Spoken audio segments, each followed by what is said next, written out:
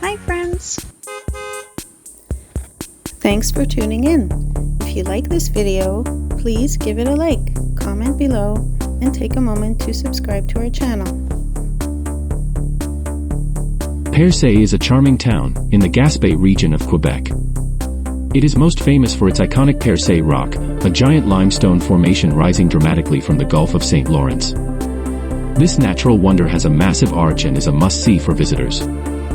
It's even listed as one of Quebec's most photographed landmarks. Just off the coast, you'll find Bonaventure Island, a haven for nature lovers.